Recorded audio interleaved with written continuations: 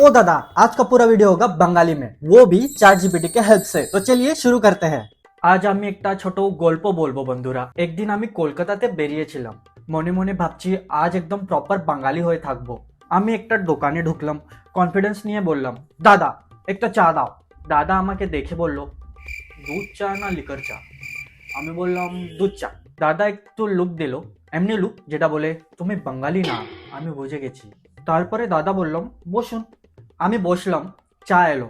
এক চুমু খেয়ে এক চুমু চুমু এক চুমু খেয়ে ভাবছি, বাহ ভালো চা। দাদা এবার জিজ্ঞেস করলো, ভালো তো?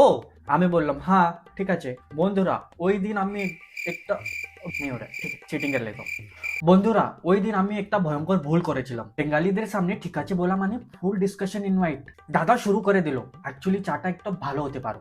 10 মিনিট পর আমি শুধু মাথা নাড়ছি, হ্যাঁ হ্যাঁ ঠিক আছে বুঝতে পারি। চা শেষ হলো, লেকচার শেষ হলো না। তারপরে আমি রিয়েলাইজ করলাম কলকাতাতে চা শুধু ড্রিঙ্ক না, এটা একটা সাবজেক্ট। ভিডিওটা ভালো লাগলে লাইক করে দাও, কমেন্টে জানাবো কেমন লাগলো ভিডিও। ফলো করে দাও, সাবস্ক্রাইব করে দাও, আর কিছু ভুল হলো আমাকে মাফ করে দাও। দেখা হবে।